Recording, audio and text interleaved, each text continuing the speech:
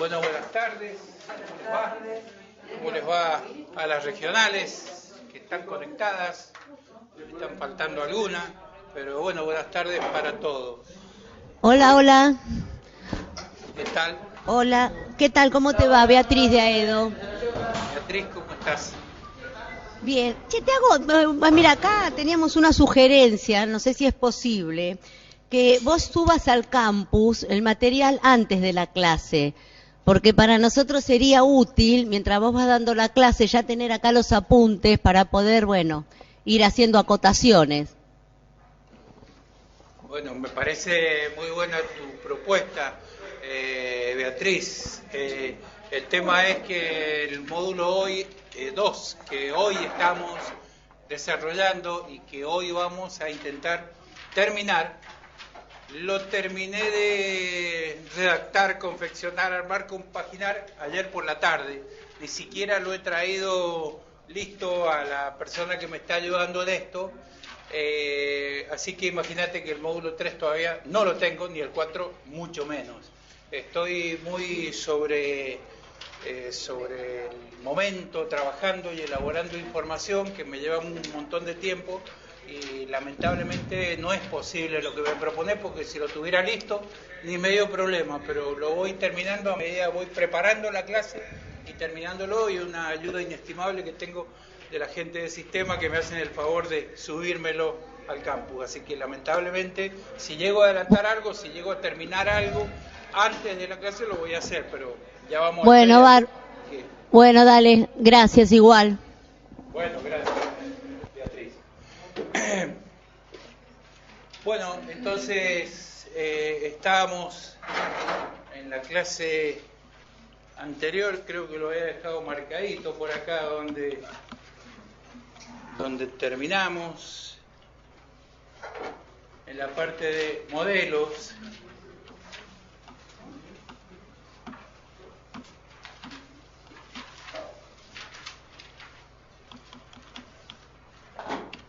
Bien, hasta ahí habíamos llegado desarrollando nuestra clase respecto del módulo 2. Ahora, como le decía, parece lo terminé anoche, así que ya se lo voy a mandar a la tarde a usted. Lo que creo es que se lo pase a Claudio directamente a usted.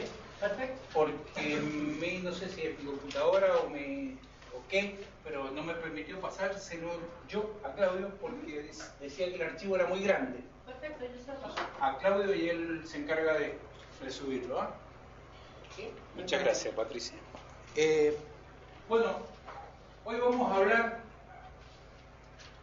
de los modelos en general, los modelos de gestión económica financiera, en este caso que estamos desarrollando, pero ¿qué es lo que es un modelo?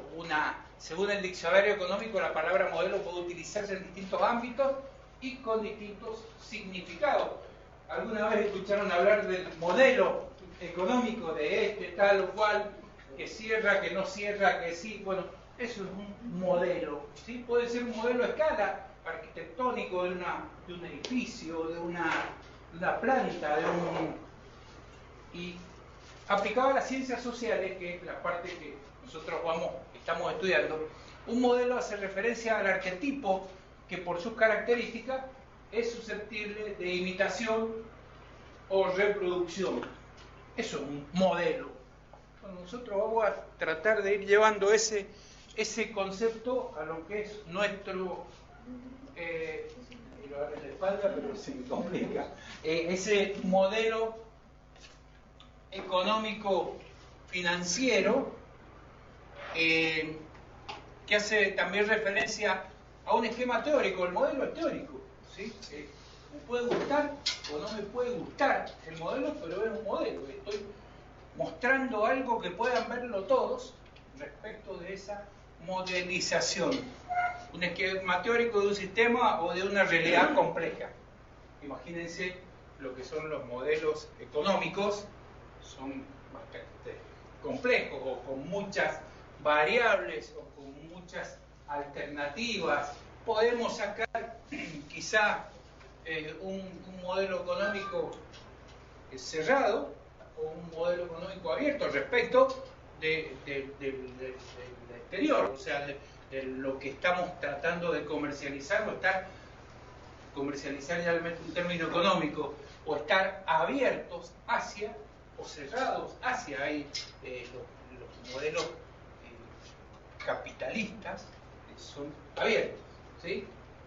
Los modelos intervencionistas, como lo puede haber sido en su momento Cuba o La Habana, que son los dos modelos económicos principales que han existido en la historia del mundo, son cerrados hacia ellos. Pero bueno, eso es para darles un ejemplo de lo que es un modelo económico, ¿sí? Sin meternos en los pros y los contras de cada uno, que no me interesa hablar sobre eso. Un modelo es un término con múltiples aplicaciones, puede tratarse de un esquema o quejo teórico, un proceso que busca organizar la actividad económica, entre otras acepciones. ¿Sí? Como les digo, si volvemos a hablar de eso, de un modelo, de un modelo económico. Los modelos se usan comúnmente no solo para explicar cómo opera la economía o parte de ella, sino también para realizar predicciones sobre el comportamiento de los hechos y determinar los efectos y tomar decisiones sobre los mismos. Nosotros, cuando hablemos de nuestro modelo de gestión económica y financiera, justamente vamos a estar tratando de eso. Bueno, ¿qué vamos a poder hacer con estos recursos? ¿Hasta dónde vamos a poder llegar? ¿O cuál es el objetivo que perseguimos? ¿O cuál es la meta que queremos alcanzar? ¿Sí? A ver si hoy... ¿Sí? Sí. Sí.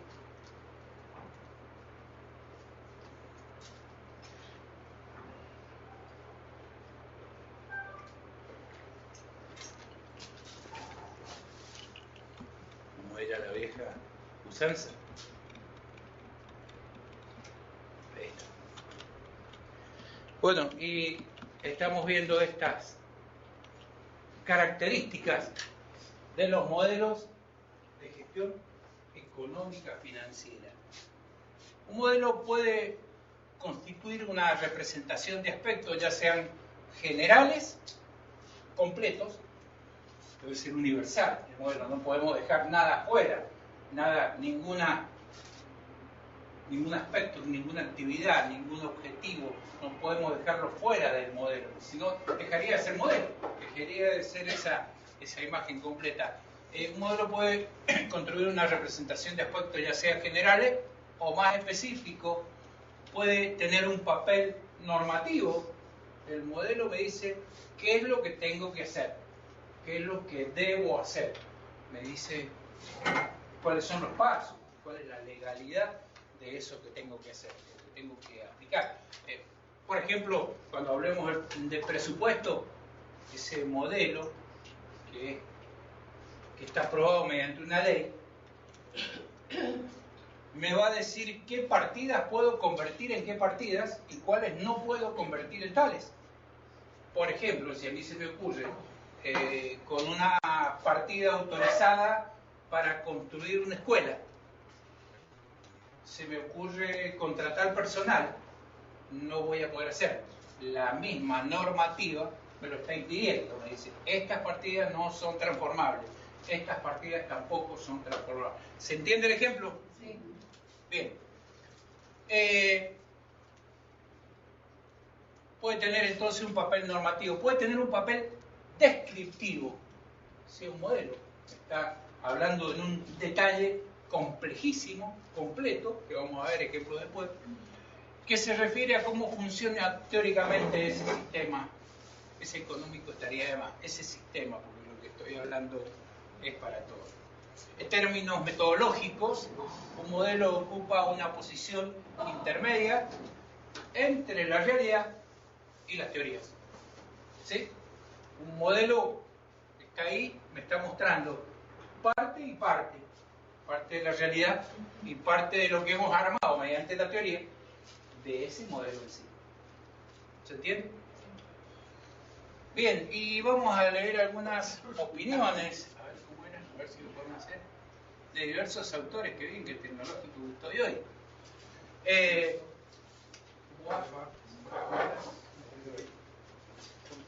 no, por favor, yo también llegué medio jugado. Estamos hablando de los modelos. Entonces, hay opiniones de diversos autores. Roberto Gómez, él le sugiere que los modelos, en general, juegan un papel fundamental en la economía, puesto que permiten la representación de teorías mediante la simplificación de la realidad. Debe haber una cosa más compleja que la economía, no creo que haya, ¿sí? Sobre todo porque la economía, como ciencia social que es, que estudia el comportamiento de los hombres, ¿sí? Yo siempre lo doy como ejemplo. Hay hay leyes económicas que dicen que si el precio de bien aumenta, el consumo de ese bien inmediatamente baja. Pero puede haber alguno que diga, no, yo no voy a dejar de comprar eso porque haya subido el precio. Puede haber alguno que no entre en esas generales que digan, no, yo no voy a actuar como actúa todo el mundo, ¿sí? Yo quiero actuar de otra manera porque soy un ser humano, soy un hombre, soy libre por naturaleza y tomo la decisión de que yo quiera, por más que haya 99 millones de personas que pensaron lo distinto. ¿Se entiende? Entonces, von Hayek, quien propone que un modelo es una representación formal, todos hablan de la formalidad, de una teoría en la cual ciertos elementos constituyen abstracciones, ¿sí? En la teoría económica, una teoría del modelo económico es la maximización de utilidades. ¿Qué quiere decir la maximización de utilidades? Y yo con un billete de 500 pesos, de 1000 pesos, lo trato de estirar al máximo. Trato de que me rinda, muy buena la palabra, que me rinda lo más posible. ¿Y para qué te alcanza? Me alcanza para un jean, pero yo quiero un jean y una remera, ¿sí? Quiero maximizarlo. Entonces, esas son abstracciones. Lo abstracto sería maximizar utilidades. Todo el mundo pensamos lo mismo. Bueno, ¿y qué hacemos? ¿Lo estiramos? ¿Le cambiamos el 1 por el 2? No sé. Lo volvemos a imprimir o le sacamos una fotocopia. Estaría buena, esa es medio buena. Entonces, ciertos elementos constituyen atracciones, mientras otros son ignorados con la finalidad de intentar proporcionar una descripción simplificada de los aspectos más sobresalientes del fenómeno elegido. Los modelos comprenden estructuras, cada una de las cuales es una caracterización bien definida de lo que se pretende explicar. Un modelo es abstracto, es teórico, ¿sí? Lo que me sirve es para armar ese funcionamiento y explicarlo. Cada uno lo va a interpretar de manera, pero lo que se intenta hacer es que todos tengamos una imagen puntual de ese modelo. Ernesto López plantea que un modelo económico es una herramienta de planificación que permite, a partir de una representación matemática del negocio, este ya lo ve desde el punto de vista numérico, todo modelo tiene un número detrás. A partir de una representación matemática del negocio, determinar cómo ciertas variables afectan la rentabilidad de la empresa y predecir, a través de cambios en los valores de esas variables potenciales, resultados del negocio. Lo que está diciendo al ponerle los números, en esta definición final, bueno, podemos armar un plan A, un plan B y un plan C, con un presupuesto de máxima, un presupuesto de media y un presupuesto de mínima, solamente cambiando alguna de esas variables que están metidas en el modelo. Se interpreta, lo lleva desde ese punto de vista, pero para no aburrirlos más con el modelo, que es un concepto que tenemos que tener. Un modelo económico es, a fin de cuentas, un conjunto de ecuaciones que permiten proyectar el estado de pérdidas y de ganancias de la empresa y su flujo de caja. operando en determinadas condiciones de precios y costos. Operando en determinadas condiciones de precios y de costos. Si varía alguna de esas variables, y bueno, el presupuesto que están armando para el año que viene prevé un dólar de 60 pesos. No sé si va a ser así un dólar de 60 pesos o no, pero tienen que ponerle un valor a esa variable porque hay muchas cosas que van a variar en función de cómo se mueve el dólar. ¿Sí?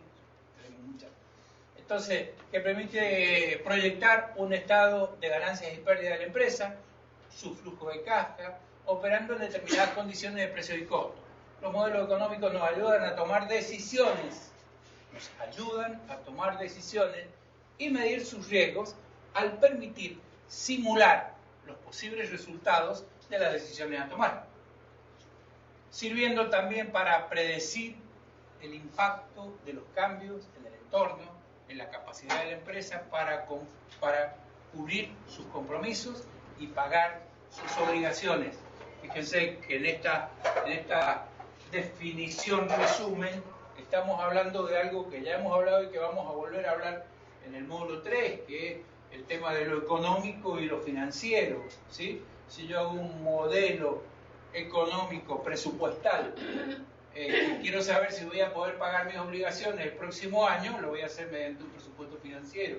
Si yo lo que quiero saber si el año que viene voy a ganar o voy a perder, hago un presupuesto económico, un modelo presupuestal económico, para decir el año que viene voy a ganar en estas condiciones, si se dan estas condiciones, estas variables, y si no se dan estas variables puedo ganar menos, puedo ganar más, o puedo perder también, según cómo sean las variables.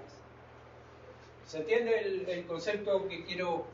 Esto porque quería que tuvieran un concepto de lo que es un modelo, una modelización, digamos, un esquema teórico que me muestre esto, adelante, esto puede ser así, y si vamos tocando, cambiando estos comandos,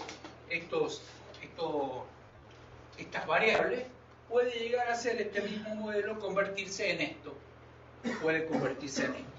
No sé, lo veré. Cambiamos de tema, estamos dentro del mismo módulo 3 y vamos a hablar algo ya más referente a lo nuestro, ¿sí? El financiamiento de la educación. ¿Se acuerdan cuando arrancamos con la primera unidad? Hicimos una actividad, hicimos un ejemplo. Bueno, ahora vamos a ir a la realidad, a ver cómo se financia la educación.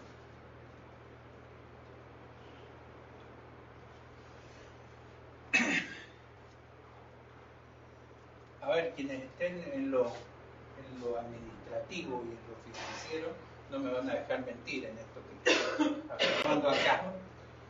Y nos dice que la educación en nuestro país siempre estuvo atada a ciclos económicos. Siempre, ya lo vamos a ver gráficamente. Siempre estuvo atada a ciclos económicos. Si tenemos un ciclo de crecimiento, va a ser la política en cuanto a educación. Y si tenemos ciclos de crisis, como lo que podríamos estar viviendo en la actualidad, también va a ser totalmente distinto.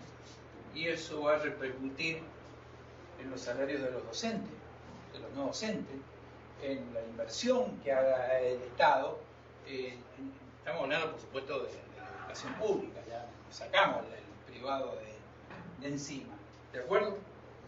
Entonces, dice que en ciclos de crecimiento hay un aumento de la inversión en educación. Creo que lo definimos claro, porque muchas veces cuando hablamos por ahí se me puede haber pasado alguno.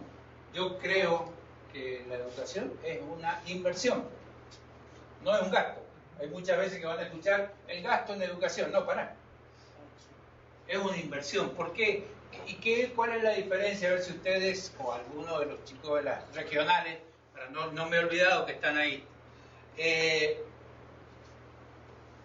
sabe diferenciar esa inversión y gasto, que lo hicimos en una actividad. ¿Sí? ¿Les quedó claro a todos? ¿Sí? Yo invierto cuando espero en el futuro tener un retorno. ¿Sí? Ahí invierto. Cuando gasto no estoy consumiendo, estoy armándolo del momento. Entonces, puede haberse me pasado alguno que diga gasto en educación, corríjanme, si profe, si no va. ¿De acuerdo? Cuando hablamos de educación siempre hablamos de inversión. Siempre, porque si no estaríamos planteándonos como un toma y traiga. Vos haces esto y yo te pago por esto. Y vos terminás esto y yo ya te pagué y termino acá. No, no es así la cosa. Entonces, en los ciclos de crecimiento hay un aumento en la inversión en educación y en los ciclos de crisis hay una disminución de la inversión en educación. Lo vemos gráficamente, dice, analizaremos 4 variables macroeconómicas. También, para que podemos hablar de las variables macro y las variables micro. Las variables micro son las que estamos así definiendo puntualmente, en especial.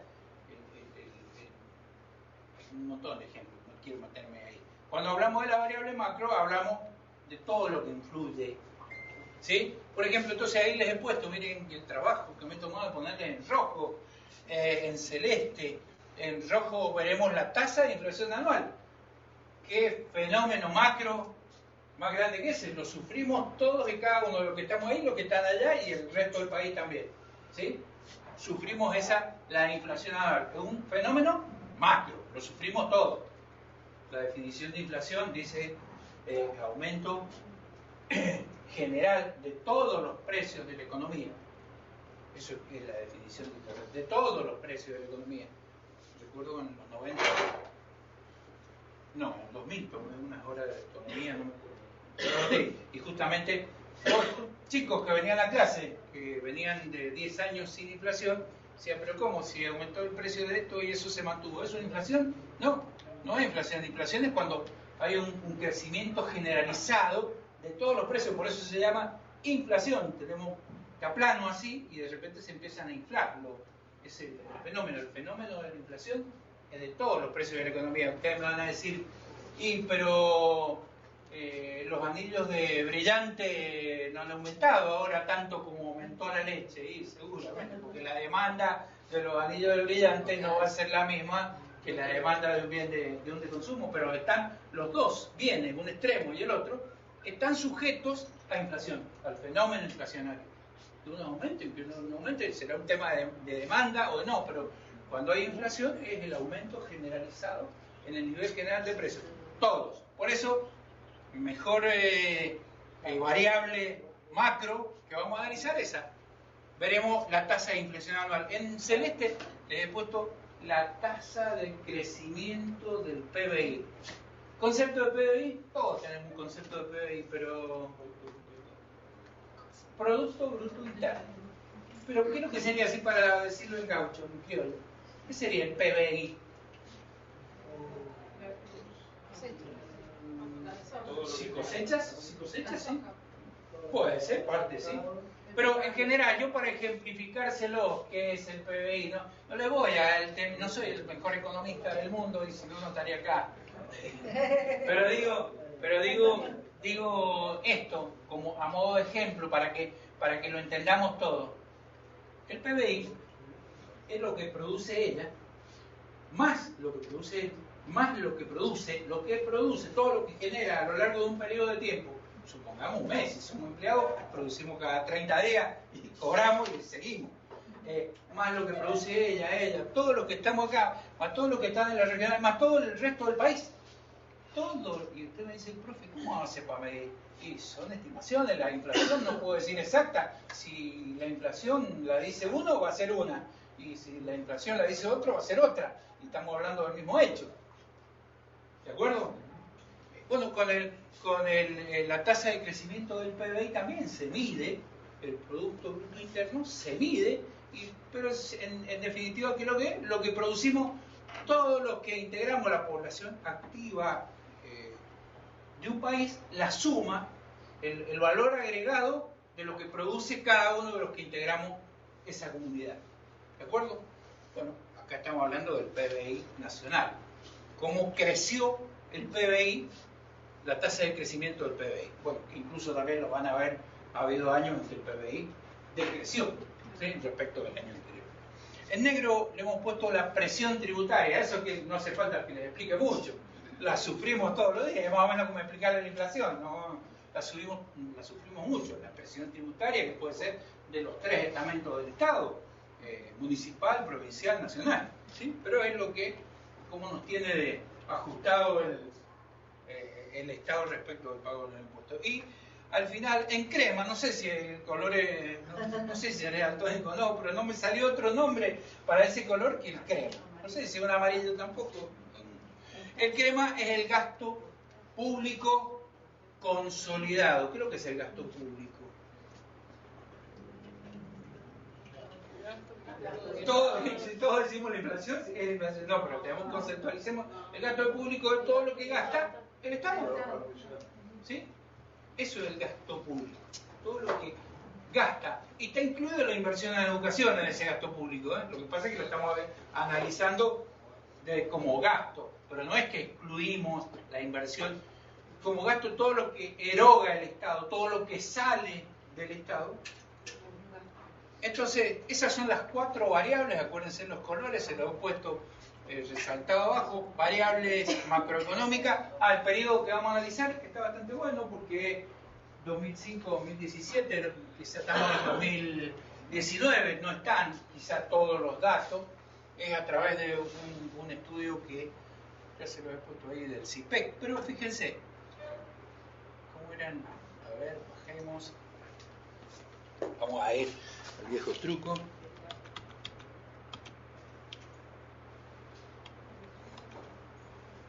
Entonces, fíjense, acá están detallados, lo que pasa es que no se ve tan nítido porque es una imagen.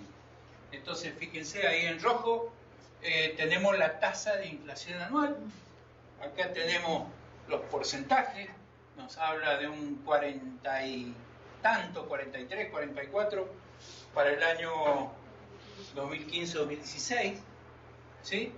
Con unos periodos menores en el 2005, y hay un decrecimiento acá, hay un aumento acá.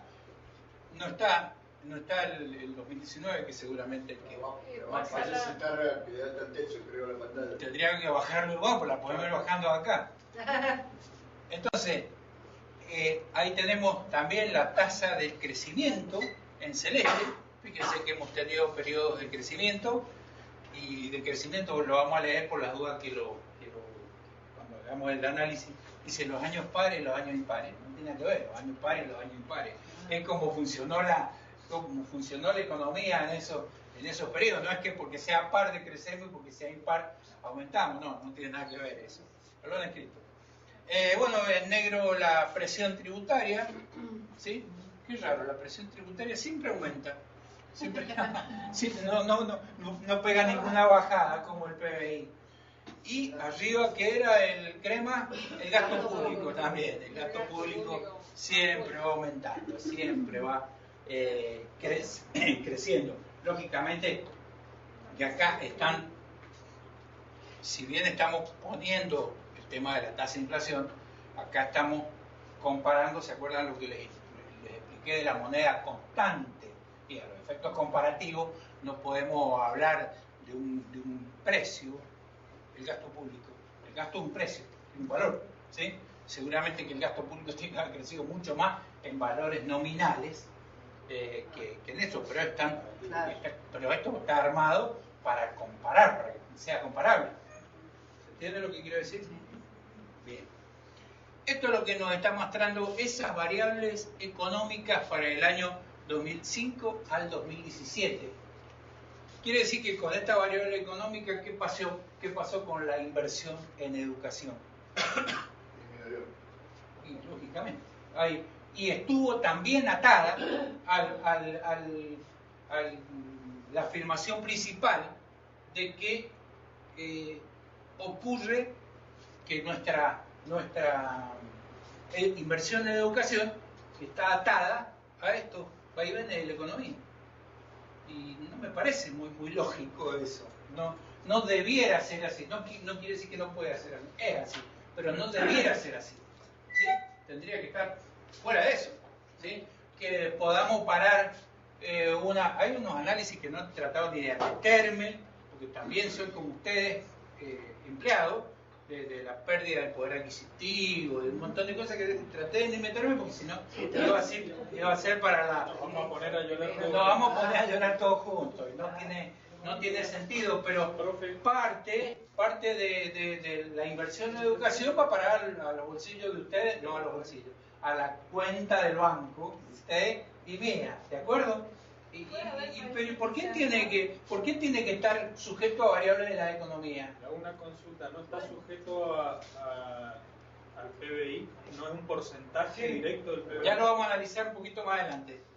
No se alcanzó, costó mucho, le voy a decir hasta dónde trataba. Perdón que tenía una pregunta que no quiero dejar.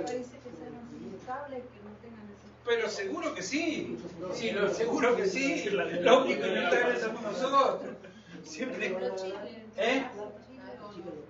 Sí, un caso que conocemos nosotros acá, cruzando la cordillera, nada más. Seguramente que sí.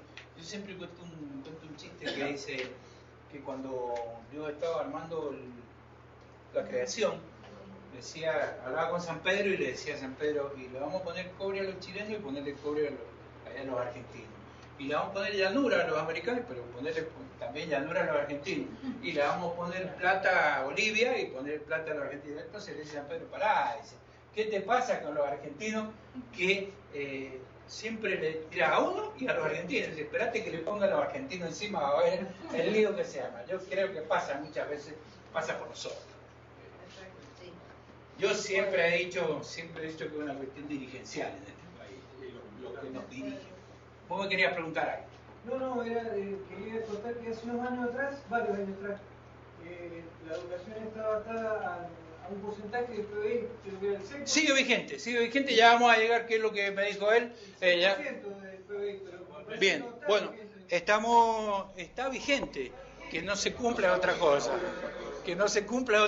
pero bueno, para el resto de las regionales, la acotación que hacía los alumnos acá de Mendoza hacían referencia a el régimen que tiene la inversión en educación en nuestro país a través de una ley, de la ley de financiamiento educativo, creo que el artículo 5, ya lo vamos a ver más adelante, que tiene que estar destinada a la educación un 5% del Producto Bruto Interno. Esa es la acotación que hacía una de las personas que está acá en la regional Mendoza. Bueno, ya lo vamos a analizar cuando lleguemos a esa parte, no sé si está acá o si está en el otro módulo, pero bueno, en principio les voy adelantando que casi se alcanzó en el 2015. Antes de eso, la ley anterior era del 2005 o 2006, no se alcanzó y en la actualidad tampoco se alcanza la inversión en educación a eso, a pesar de que está metido en un artículo de la ley. Y a mí me dijeron en alguna época, me enseñaron que no cumple la ley del INCE. O sea, ahí pasa por todos lados, por todos los estamentos, por eso digo que esto es un tema dirigencial. Yo creo, no sé. Pero sí, es muy seguro lo que estás vos diciendo respecto de que hay otros sectores, hay otros países que sí pueden lograrlo, porque nosotros no. ¿Qué nos pasa a nosotros? ¿Qué nos pasa? Bueno, esto para el análisis de las variables económicas y para no meternos en lo que no debemos, pero se nos sale a todos, siempre, a todos. Por eso les dije que no quise meter el tema del análisis del tema salarial en esto, porque realmente he metido algunas otras cosas también para que lo analicemos. Qué lástima el salarial. Que no está incluido. Ese pero yo te doy donde leerlo, pero no, si lo tengo clarísimo. Pero no es para desarrollarlo en esta clase, eso es lo único que les digo. Sería para que estuviéramos discutiéndolo un montón. Bueno, ahí está la fuente de estos datos, el CIPEC, que es un centro de implementación de políticas para la equidad y crecimiento, sobre base de información que está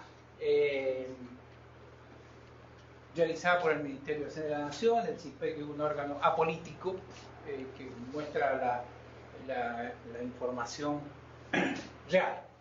Bueno, sigamos con nuestro análisis.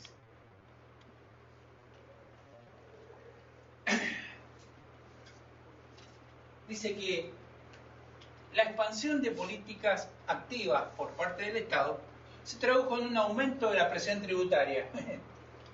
Díganoslo a nosotros y a todos los chicos se tradujo en un aumento de la presión tributaria consolidada, impuestos nacionales y provinciales, con el consecuente aumento de la recaudación. Entre los años 2005 y 2015 creció más de 6 puntos del PBI, de la presión tributaria. Todos esos análisis, si quieren, lo vemos en el gráfico anterior, tendría que estar por separado, tendríamos que abrir 2 pantallas para ir viéndolo. Este aumento se sustentó en la decisión política económica de generar mayor financiamiento estatal que permita financiar el creciente gasto público consolidado. Gasto público consolidado. El aumento de la presión tributaria fue acompañado por una suba del gasto. El gasto público consolidado, nación, provincia, municipios, primario, que excluye los servicios de la deuda pública, ¿sí? Excepto pago de deuda. Excluyendo esos pagos de deuda, que también están dentro del gasto público, sacándolo, se produjo ese aumento igual. Registró un crecimiento significativo entre el 5 y el 15, periodo que pasó del 26 al 45% del PBI, lo que representa un crecimiento acumulativo del 67%. Todo eso lo podríamos verificar con los números que estábamos viendo al lado. En la gráfica anterior, que ustedes la van a tener en el campus. ¿Se mide en pesos? ¿Se mide en pesos? Sí, en miles de millones de pesos. Está ahí la referencia. Miles de millones. El gráfico permite identificar un desacople entre la evolución de la presión tributaria y el gasto público que se profundiza a partir del año 2009. ¿Qué es lo que dice? Un desacople entre cómo va creciendo la presión tributaria y el gasto público, ¿sí? Y se profundiza en el año 2009. Al comienzo de la serie, 2005, recuérdense que era la parte central del eje de coordenadas, la relación entre la presión tributaria, 24,9, y el gasto fue del 93%, es decir que la presión tributaria era el 93% del gasto público, ¿sí? El 24,9 sobre el 26,8. ¿Alguien preguntaba algo? ¿Qué tan real es el ejemplo que nos mostró? Porque antes el INDEC ganaban algunas cosas, el INDEC, no todo. Ellos, está bien, O- está bien, Sí, pero no, pero son datos del Ministerio de Hacienda. Yo he leído completo el informe de esta gente del CIPAC y ellos siempre muestran que dice que esto es apolítico, esto es real, no recibimos financiamiento de nadie, esto estamos tratando de mostrar la realidad. Bueno, si la realidad puede, pero no creo que pueda haber sido tanto, pero, era más es claro que una va a variar, pero le sirvió mucho para vender al poeta, le sirvió mucho, digamos, que todo el santo día nos decían el INDEC. Puede haber datos que no digo que no estén, yo no digo que no, pero es muy difícil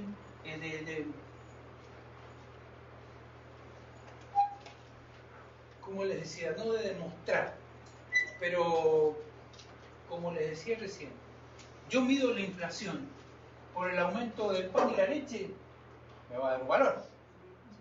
Yo mido la inflación por el aumento de las piedras preciosas para ellos y me va a dar otro porcentaje, ¿sí?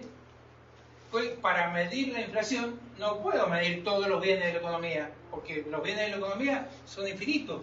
Qué sé yo, si hoy estamos haciendo una lista de bienes de la economía y hay un chinito que está inventando algo que todavía no nos avisó que lo va a inventar. Entonces son ilimitados los bienes de la economía. Y para que fuera justamente un valor exacto, tendríamos que sumar todos los bienes de la economía.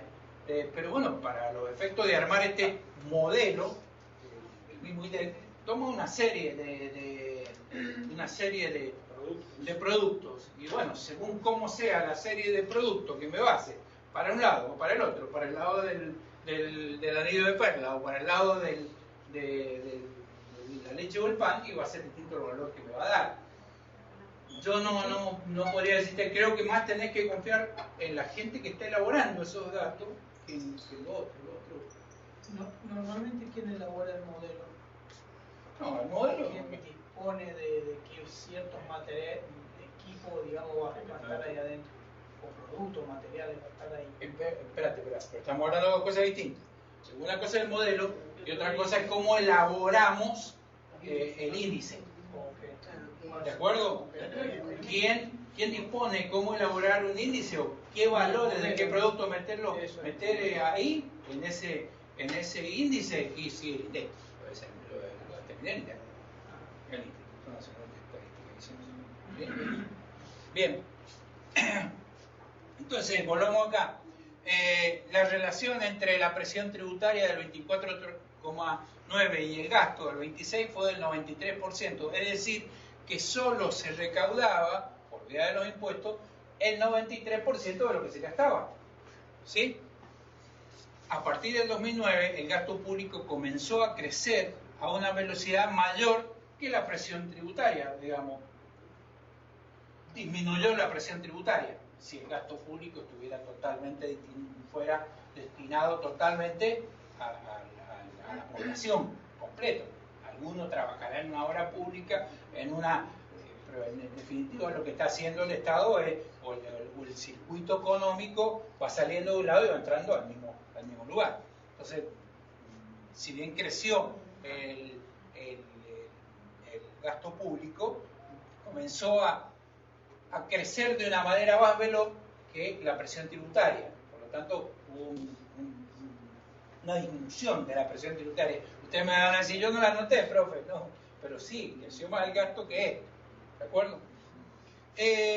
A partir del 2009, el gasto público comenzó a crecer a una velocidad mayor que la presión tributaria, al punto de que en 2015 la relación entre ambos se redujo al 70%. Fíjense, la relación entre gasto público y presión tributaria del 93 llegó al 70% en el 2015. La relación... Discúlpame, te hago una pregunta. Un segundo, perdón. Termino. La relación entre ambos se redujo al 70% con una presión tributaria del 31,6% del PBI. Antes estábamos hablando del 24,9% del PBI y un gasto público del 44%. Esos porcentajes son en esto de la modelización. No es que lo vamos a anotar nosotros directamente en el bolsillo no, se va a anotar en el largo plazo, pero no es que lo vamos a anotar, voy a decir, no, tengo el bolsillo más lleno ahora. Tenía una pregunta de una de las regionales que no alcancé a mirar, perdón. Está bien, sí, de acá, de Aedo, mira, discúlpame, pero no termino de entender la relación entre el crecimiento del gasto público y la presión tributaria. No entiendo cómo es el mecanismo entre una y otra. Tengo media pantalla de ustedes tapada por un monitor o un parlante, no sé qué es. No le alcanzo a divisar la marca, pero córranlo un poquito así. Bien, un poquito, ahí está. Era agua. Bueno, ahora sí los veo a todos. A ver si nos entendemos en el planteo de este desarrollo que venimos haciendo. Lo que nos marca acá son datos simples, numéricos, que nos dicen que hay una relación entre lo que ingresa y lo que egresa en el Estado, el gasto público y la presión tributaria, pero no medida como ingreso, sino medida, ni siquiera se las he definido cómo está medida esa presión tributaria.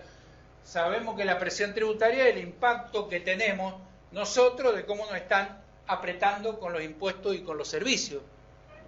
¿Se entiende? Esa es la presión tributaria, lo que el Estado recauda de todos los consumidores que somos nosotros, y lo que el Estado gasta. Eso es todo el análisis de lo que hace acá. Y lo único que nos muestra, que nos dice acá, es que ha habido un cambio. El gráfico permite identificar el desacople entre la evolución de la presión tributaria y el gasto público. Se debiera suponer que tendrían que ir paralelamente, ¿sí? Porque si hay una disminución de la presión, debiera haber también una disminución del gasto público. Tendría que comportarse medianamente paralela, o lo que hablamos en algún momento. ¿Se acuerdan que lo hablamos hace un par de clases en ese presupuesto base cero? Cuando hablábamos de decir que no tuviera más encima uno que en otro, sino que debiera haber un equilibrio. Bueno, acá lo que está diciendo es que la presión tributaria y el gasto, la razón que había entre ellas dos es que la presión tributaria constituía el 93% de lo que se producía del PBI.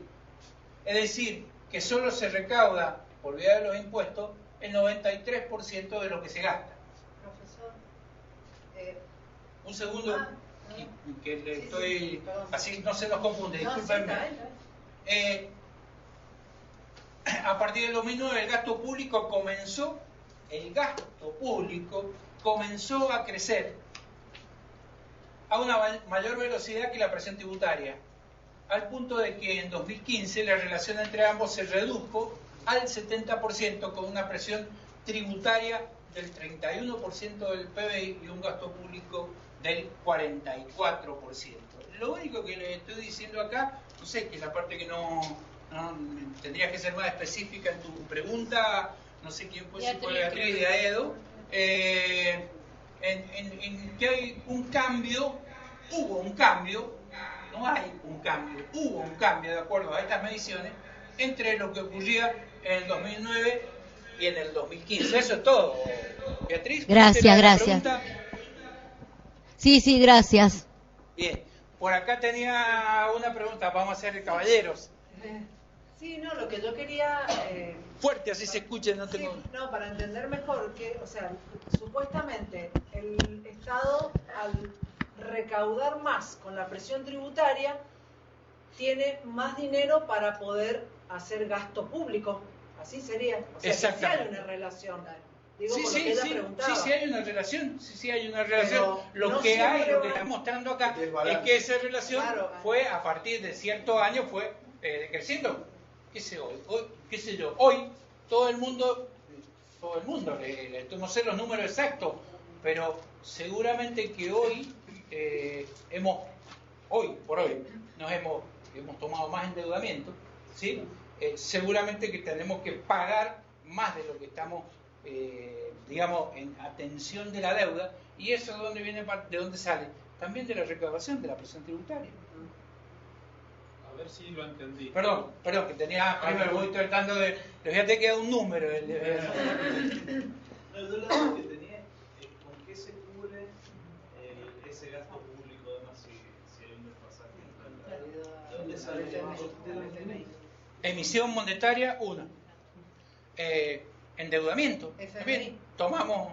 ¿Qué haces vos en tu casa si no te alcanza a fin de mes entre tus ingresos y tus egresos? ¿Qué haces? Hay un impuesto que decís, si lo pago dentro de 15 días, lo pago con un poquito de intereses. O dejás algún, o tarjeta, o no le pago a algunos de los que van directamente, o sea, los que necesitan directamente pagar. De ahí no hay nada, no hay magia en Y también, ¿cómo puede llegar a ese equilibrio? Achicando en partidas a educación, a salud, bueno, de hecho... Hay un montón hecho, o sea, se achicando el gasto practicó. público. De hecho, ya lo vamos a ver cuando lleguemos acá, vas a ver el gasto público que teóricamente se achicaba. La pregunta era esa, la relación esa del 93% y del 70%. Significa que antes había que ir a buscar un 7% afuera que no teníamos y ahora hay que ir a buscar un 30%. Eso es lo que yo Sí, entiendo. sí. Ah, Y matemáticamente está perfecto el análisis. Profesor. Pero, ¿y eso del 30 qué significa? ¿Cuántos millones? Y no importa, pero esa era la relación. O sea, ¿Cuántos? de lo Miles de que- millones, no millones. De lo que ingresa, Sí. puedo gastar 7 y los otros 3 los tengo que ir a buscar. Profesor, ¿y el presupuesto cuando se propone el presupuesto para el año siguiente? ese presupuesto que propone el Poder Ejecutivo y que los legisladores lo aprueban, bla, bla, bla, digamos que es en qué porcentaje se va a destinar a cada área de esa recaudación tributaria. O sea, no sé si me explico. O sea, el Sí, sí, te presupuesto entiendo, yo te entendí, no sé si todo. Por ejemplo, sería eso. por Terminemos ejemplo, en a qué. lo que estuvimos hablando más temprano, a la inversión en educación, hay una ley que dice tiene que dedicarle tal porcentaje, pero no, eso no es para todo. Eso no es para la inversión en educación, sí tiene un porcentaje, pero no para todas las partidas. No conozco totalmente el presupuesto nacional, pero no para todo tipo de partidas tiene que estar atado a un número. ¿Por qué? Porque va a depender de las políticas que quiera cada gobernante decidir, o cada dirigente decidir qué hacer. Vamos a hacer más por esto, vamos a hacer más por esto. Bueno, Así pero todo por ese ejemplo, porcentaje no se cumple. ¿Cómo? Así todo ese porcentaje no se cumple. Ese porcentaje ya vamos a llegar ahí. No se cumplió una sola vez en el 2015. profesor, Y no se alcanzó, se llegó ahí casi. y lo que se dice es que se toma un porcentaje del PBI, o sea, de lo que produce cada habitante, de lo que ustedes No, de dicen. la suma de lo que De la produce suma, cada habitante. eso, bien, no es cierto. La presión, o sea, lo que tributa cada habitante, ¿no está dentro del PBI? No. ¿No se considera lo que produce? No. No. Lo que produce la producción tiene un tributo, ¿sí? Ah, Lo que, por ejemplo, qué sé yo, si yo vendo algo, tengo ingresos que se produce una presión tributaria a través de un impuesto provincial que se llama impuesto a los ingresos brutos. Esa parte es lo que se toma como se considera dentro de la presión tributaria. Si vos y yo celebramos un contrato, un convenio, cualquiera, vamos a pagar un impuesto de sello por lo que y en el caso de los empleados, por ejemplo, estatales, ¿qué producimos nosotros? ¿Cómo que producimos? Bueno, no, ¿qué producimos en plata? En plata, ese PBI, ¿qué producimos? Y pero vos a fin de No mes, entiendo, ¿cuánto? no entiendo. Vos a fin de mes Es lo que- ¿te dan las gracias o te pagan algo? No me pagan. Te pagan. Sí. La suma de lo que vos ganas, esa Sí. es tu producción. Ah, bien. Productor no es solamente el que va Labra la tierra. y labra la tierra, no, productores somos todos producimos algo. ¿Sí? ¿Eso, los aportes patronales también o no? Esas son otras leyes que complementan los porque la aportes verdad que- patronales y lo que te retienen a vos. El chino básico. Lo que te retienen a vos son lo que vos aportás al sistema para salvaguardar la salud, la jubilación, la obra social, todas esas cosas. Pero, digamos, lo que vos producís es el bruto, el valor ese que no te llevas en el bolsillo. Y mirá todo lo que me pagan acá, pero a mí me pagan esto. Digo, tu producto, tu producción es ese valor bruto.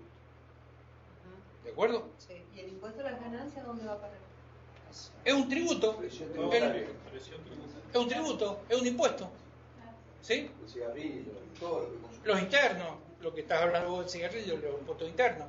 Todo eso son, digamos, si nos pusiéramos a hacer una lista, este debe ser uno de los países, es uno de los países que más tributamos. ¿Sí? Y entonces vuelvo al ejemplo de lo que decía la señora por allá. ¿Y cómo otros lo logran? Y no sé, porque no sé, nosotros tendremos que ponernos. Resulta que tenemos el país que tiene mayor presión tributaria y no podemos tener una forma de vida sin tantos sobresaltos. Digo, no. Los sueldos de los diputados, senadores, jueces, ahí se va mucho. En realidad la presión tributaria va en función de cuán grande es el Estado. Porque cuando nosotros nos comparamos con otros estados, en realidad el Estado es chico. Es decir, la televisión se paga, la salud se ¿El paga. Estado cuál? Cualquier otro estado fuera de la Argentina. Cualquier otro estado fuera de la Argentina, ¿es más grande o es más chico? Más chico, en realidad el tamaño va en función de los servicios que presta el Estado. Sí, por eso te digo. Por ejemplo, cuando nos comparamos al chileno, decir, bueno, ¿por qué les va bien económicamente? Y Porque la pagan educación se todo. paga, la salud se paga, entonces el Estado es chico. Ah, ahí estoy total, pero yo te entendí al revés, disculpame, por eso estaba escuchándote. Esa es la razón Pero de estoy por qué tenemos tanta totalmente. presión Cuando ellos vienen acá no lo pagan. Claro, pero la razón Y de se que tenemos quejan. esa es la Perdón, creo que están escuchando el debate, el resto de las regionales alcanzan a escucharlo bien. Bien, Entrecortado porque Buena no voz. siempre hay buen Sí. audio. pero a eso hablamos, estábamos hablando de las dimensiones del Estado. Las dimensiones del Estado tienen que ver en eso, en la cantidad de servicios que prestan. ¿Sí? en nuestro país, vos te cortás un dedo y te vas a un hospital público y no pagas nada y te volvés a tu casa. ¿Sí? Que te pase eso en Chile. O alguno le haber pasado. Incluso ese Alguno cómo le lo haber logran, pasado. pero nosotros una vez estuvimos en una casa en Chile Fuerza, sí, se y participan los todos. dos trabajaban en la universidad. Y la mujer hablando, ella plantea, tiene 2 hijos adolescentes y que le iba a pagar la universidad, o sea, al varón que era más inteligente que la nena, porque no podía pagárselo a los dos. ¿Se dan cuenta de lo que estás planteando? No, a nosotros no nos entraría en nuestra mentalidad y en nuestra Elegir cuál de los dos. idiosincrasia. Elegir por uno de los dos, a cuál salvo y a cuál no. Tal cual. ¿Se dan cuenta? Ese análisis. Por eso reitero lo que tenemos que nosotros bregar por la educación pública. Y ellos trabajan en educación. Eso era lo más... No, lo más cercano y lo que más conocían para llegar ahí. Imagínate a alguien que trabajaba en otra parte. Lamentablemente elegimos Menem como... fue más inteligente que el humano.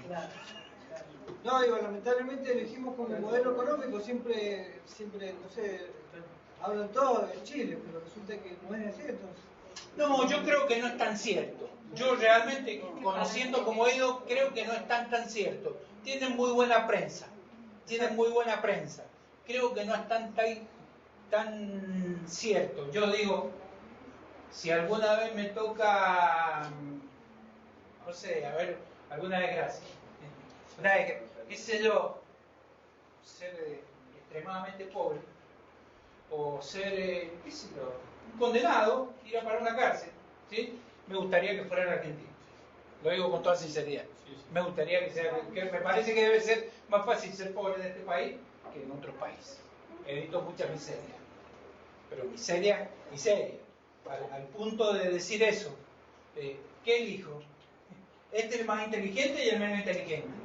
Por eso lo digo siempre. Yo tengo mi amiga en Chile, es profesional. Y ahí cambia ella, la cosa. Ahí cambia totalmente la cosa. Ella es sola, tiene 4 chicos y tuvo que dejar que terminara su nivel medio, la hija la tercera, es dejar un año y para que el hijo se terminara de recibir de doctor para poder empezar a pagarle y es profesional, sola. Pero para empezarle a pagar a la tercera a la universidad. Pero por ahí los profesionales en Chile están un poco más, quienes producen en Chile también, una empresa en Chile y yo, porque hay una brecha mucho más grande que la nuestra entre las clases sociales, muy importante. Bueno, sigamos. ¿Dónde llegamos acá en esto? Vamos a leer este desacople. Estaba lo de desacople. Sí, lo que estaba más arriba. Este desacople que veníamos hablando entre el gasto, ¿recuerdan? Y la presión. Este desacople implicó la generación de déficit fiscal. ¿Sí? ¿Qué es el déficit fiscal y el superávit? Una cosa más simple que el recaudo 10 y gasto 11, ahí estoy haciendo déficit, ¿sí? Y lo voy acumulando. Y nuestro país, nuestro presupuesto, yo se lo dije hace un par de clases, ha sido históricamente deficitario. Y no lo dice uno, un dirigente u otro, lo dicen todos. Ha sido así, ha sido históricamente deficitario. El desacople implicó la generación de déficit fiscal. Para solventarlo, existen 2 grandes estrategias macro: la emisión monetaria y el endeudamiento externo. No hay más. ¿Qué nos pasa en la casa de cada uno? O vamos y pedimos a alguien que nos preste, ¿sí? Nosotros no tenemos la maquinita de emitirla, pero bueno, emitimos el dinero plástico, ¿sí? La tarjeta de crédito, ¿sí? Entonces, la primera estrategia fue priorizada por el gobierno de turno hasta el año 2015, en un contexto de restricción al acceso al mercado de capitales. Esto incidió en la inflación, que mantuvo altas tasas a lo largo del periodo, en especial en momentos de modificación del tipo de cambio. La llegada de una nueva administración de gobierno marcó un cambio de rumbo en materia de política macro, reorientada según una estrategia de gradualismo fiscal. Se buscó reducir la carga tributaria. ¿No la encontraron? No la encontraron. ¿La buscaron? Bueno. Se buscó reducir la carga tributaria y llevar adelante un ajuste pausado del gasto público. A su vez, para la reducción del déficit, se optó por restringir la emisión monetaria y se incrementó significativamente el endeudamiento externo. Eso también es cierto. ¿Sí? Así como puede verse el gráfico 1, hacia 2017 la participación de la presión tributaria en el PBI se redujo en un punto del PBI respecto del pico registrado en 2015 y se registró una leve reducción del gasto público que lo llevó a representar un 43% del PBI en 2017. El cambio de estrategia de reducir el déficit se pasó de la emisión monetaria al endeudamiento, no derivó, como era el efecto buscado, no derivó en una baja de inflación, que persistió en niveles altos e incluso alcanzó picos como consecuencia de las fuertes devaluaciones ocurridas en el periodo. La trayectoria del gradualismo fiscal se volvió inviable ante turbulencias cambiarias y monetarias derivadas de la combinación de factores domésticos y externos en el segundo trimestre de 2018. ¿Sí? Cambio de evaluación importante que hubo. Dólar, ¿de cuánto era eso? 17, 18, de 20 a 36, creo que fue más o menos, si no me está fallando la...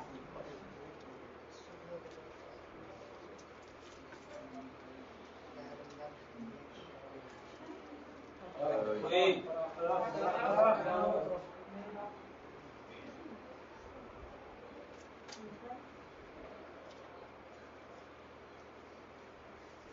El gobierno nacional recurrió al Fondo Monetario Internacional como estrategia para enfrentar estos obstáculos y firmó un acuerdo cuyo cumplimiento implica apartarse del camino gradual a través de instrumentar un recorte de gasto primario mayor al realizado en años anteriores y la adopción de medidas para aumentar los recursos fiscales, para lo cual se requiere un nuevo incremento de la presión tributaria.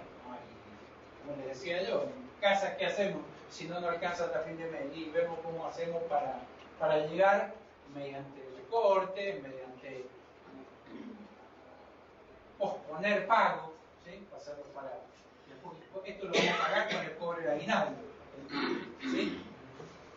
En este contexto económico, como veremos en el próximo apartado, el financiamiento educativo creció a distintos ritmos hasta el 2015 y luego comenzó a descender en el marco de una reducción generalizada del gasto público como estrategia para mejorar los resultados fiscales de las cuentas públicas. Por favor, les pido, yo todo esto se los he tenido que ver, porque quiero recordar más o menos cómo es la cosa. Lo que a nosotros nos interesa es la inversión en educación. Nada más, todo lo que está de acuerdo. Qué pena que no esté la educación solamente en el... Ya lo vamos a ver, espera. Pero si ¿te la tenés? Abajo la tenés. Mirá. Ah, acá, en esta nueva... En esta, mirá.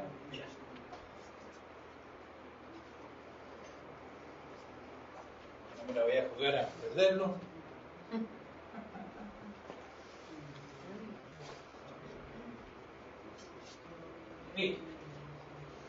Miren qué importante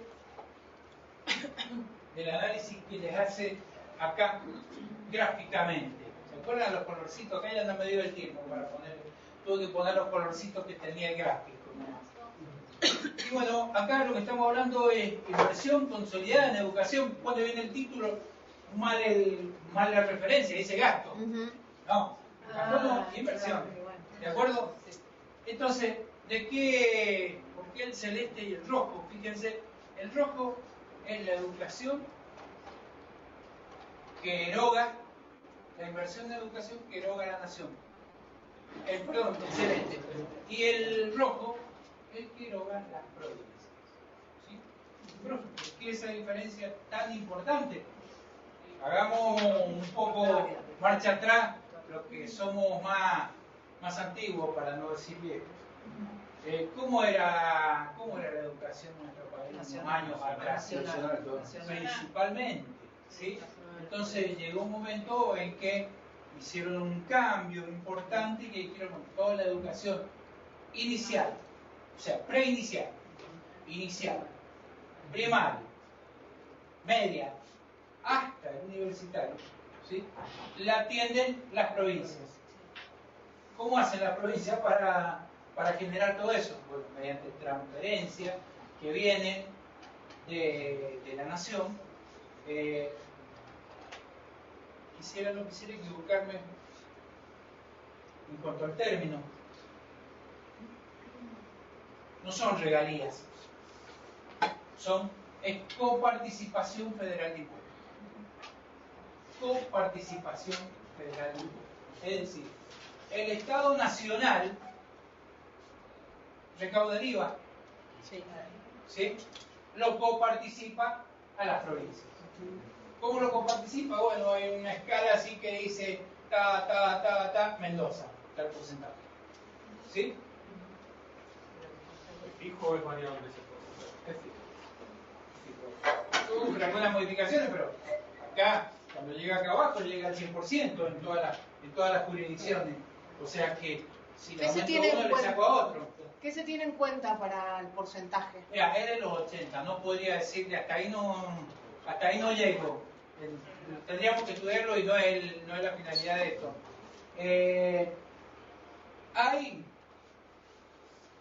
Quiero imaginarme de que Dios está en todas partes, pero no se me ofenda la gente de las regionales. Dios está en todas partes, pero atiende a Buenos Aires. Ocurre eso un poco también en el momento de armar este esquema. No sé si es el mismo que está vigente desde los 90 o no, creo que sí, que no hay cambio desde los 90 hasta la fecha en esta coparticipación federal de impuestos. ¿Sí? Tendríamos que estudiarlo de otra manera que no es objeto de esta materia. Hay una redistribución que hace el Estado Nacional en los estados provinciales mediante transferencias que no son automáticas, no sé cómo es el funcionamiento exactamente, pero creo que es una transferencia de fondos, directamente normal. Esto es para que financies la educación. ¿De acuerdo? Bien, entonces, fíjense, el análisis de esto es la inversión consolidada en educación entre el 2005 y el 2017. ¿Sí? Fíjense que tuvimos en el año 2015, teníamos viento a favor importante en cuanto a volúmenes, casi llegamos a los 860.000 millones. ¿Sí? Y bueno, luego hubo un decrecimiento y creo que este 2018 también debiera bajar y el 2019 también. En cuanto a inversión en eso. Tendríamos que ver el dato exacto. ¿Sí? Pero bueno, esos son los datos que quería mostrarle, que era gráficamente lo que vos te interesaba. Solo educación. Yo se lo he ido llevando desde el análisis macro general hasta esto, que ya lo vamos puntualizando en lo que a nosotros nos interesa. ¿Preguntas regionales? Creo que está claro el gráfico, ¿no es cierto?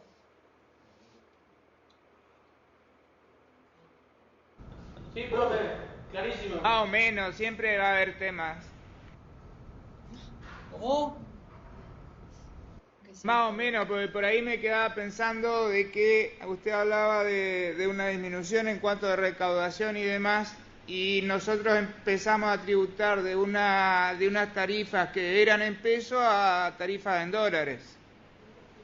Ese es un punto. Y después, respecto a la coparticipación, tenés provincias como Santa Fe y Buenos Aires reclaman la coparticipación que adeuda el Estado Nacional. Nosotros también. Nosotros también reclamamos, todos reclamamos. Pero respecto a la primera acotación que me hiciste, hablaste de tarifas. recordá que una parte de la tarifa va a parar a la presión tributaria, los impuestos que tienen esa tarifa. La parte de servicio de esa tarifa va a una empresa que presta el servicio. Profe, yo hablaba de la carga impositiva que tienen las tarifas. Sí, estoy totalmente de acuerdo con vos. Totalmente de acuerdo con vos. Pero no toda la tarifa, es lo que te quiero decir para que diferenciemos, no toda la tarifa, a no ser que sea una prestación por parte del Estado, pero las tarifas de los servicios públicos no están totalmente en manos del Estado. ¿De acuerdo? El 21.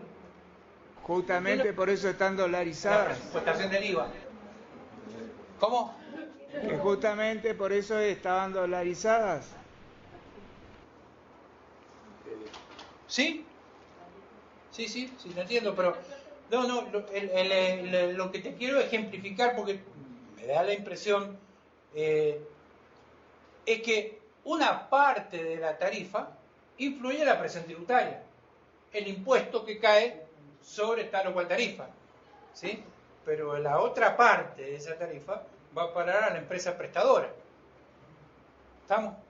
Por supuesto, si aumenta la empresa prestadora, tiene el costo de producirlo. En la presión tributaria también. Me parece que lo que él dice es que ese impuesto, por ejemplo, el 21% en dólares, en la presión tributaria. No era en pesos como antes. O sea, yo creo que lo que él dice es que ha aumentado. Por eso, indirectamente, la recaudación aumentó. A ver, te escuchamos. Que indirectamente la recaudación aumentó por esa circunstancia. Totalmente. Por eso, se recaudó más y se invirtió menos, encima. Totalmente de acuerdo con vos. Creo que todos estamos de acuerdo, ¿no? No hay nadie que pueda... Bien.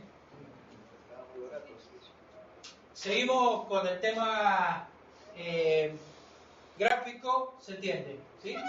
A ver qué más nos trae de parada la clase de hoy. Bueno, la fuente de esta gráfica también es CIPEC, una organización independiente, apartidaria, sin fines de lucro, que trabaja por un Estado justo, democrático, eficiente, que mejore la vida de las personas. Como analizamos en la sección anterior, el periodo de significativo aumento del presupuesto educativo 2005 al 2011 no constituye un hecho aislado. Sucedió en un contexto de crecimiento económico en general, a pesar de que, acuérdense del primer gráfico, había años que había caído el PBI. Sucedió en un contexto general, no hablo puntual, general, del periodo 2005-2011, en un contexto de crecimiento económico e importantes subas en la presión tributaria y el gasto público, y fue impulsado por un marco normativo que creó mecanismos que impulsaron y organizaron el aumento de la inversión. Uno de estos mecanismos fue la asignación de responsabilidades claras por el aumento de la inversión a cada nivel de gobierno. El gobierno nacional debía financiar el 40% de ese aumento y los gobiernos provinciales el 60% del aumento, y guardan una relación muy directa con el gráfico anterior, ¿sí? Esto requirió de importantes aumentos en la inversión por parte de la nación y las provincias. Hay que considerar que todos los rojos que estaban abajo es la misma nación, y todos los que estaban arriba son distintas provincias. ¿Se entiende? Son muchas provincias.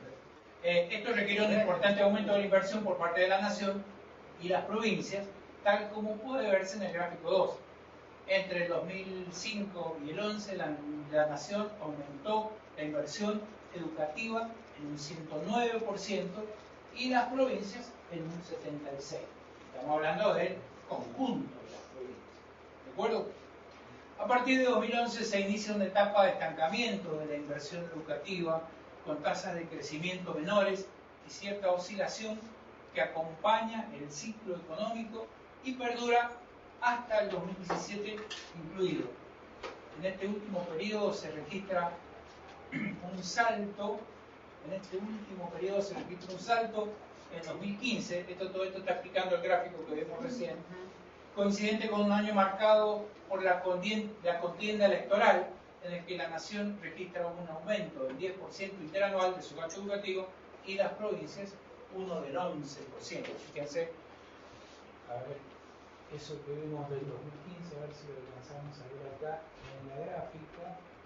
¿Dónde está el 2015, 13, 14, 15? ¿Sí?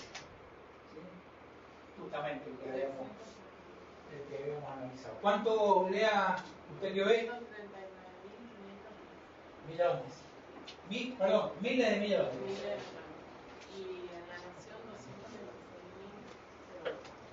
Mira.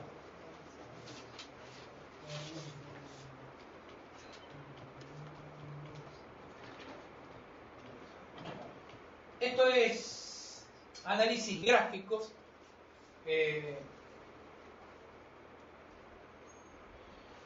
Nada más que mostrándoles, he intentado mostrarles la realidad y los números de la realidad y sin tirarme para el palo izquierdo o para el palo derecho. Trato de quedar en el medio así. ¿Sí? ¿A qué me refiero? Uno acá, como docente, no tiene por qué venir a hacer, digamos, propaganda por un lado o para el otro, bajo ningún punto de vista, y nunca me lo permití como profesor. Mis alumnos muchas veces en el secundario, que son un poco más, profe, ¿cómo te va? Como ya presento, un poco más tímido. Es decir, profe, ¿por quién vas a votar? No te voy a decir por quién. Te lo digo a vos solo en privado afuera, si querés, pero no en lo público, no corresponde, porque justamente por ahí puedo ser formador de una opinión que no tengo por qué. Que no tengo por qué. Entonces, bueno, yo intento muchas veces cuando uno busca bibliografía y trata de mostrar esto, puede haber alguna que otra publicación que tenga un intencionalismo que a lo mejor no me alcanzaba a detectar o a descubrir. Esa no es la idea. La idea es mostrarles la realidad lo más cercano a la realidad posible. Esa es la idea. Bueno, ahora vamos a cambiar de tema, ya el tercer tema que tocamos el día. Qué bien que van. Las fuentes del financiamiento de la educación superior. Dice, a diferencia de la educación inicial y media, la educación superior, bueno, convengamos en que la educación inicial y media la realizan las provincias, hemos dicho, ¿sí? Y además de realizar en la provincia generarán. O sea, antes del cambio que hubo, que se pasara toda la educación inicial y media a la provincia, había escuelas provinciales también, existían en todas las jurisdicciones, hablo del caso Mendoza, o sea que la provincia ya tenía armado su sistema educativo a través de escuelas provinciales. Lo único que hizo fue, la nación fue reforzarle una transferencia y tirarle más obligaciones con más escuelas nacionales que dejaron de ser dependencia de la nación a depender de las provincias. Ese fue todo el juego. Cada provincia habrá logrado armar su sistema de tal manera que pueda cumplir con sus obligaciones, con lo que recauda y con lo que recibe del Tesoro Nacional, como dice acá. Entonces, a diferencia de la educación inicial y media, la educación superior se financia mediante el Tesoro Nacional. ¿Qué es el Tesoro Nacional?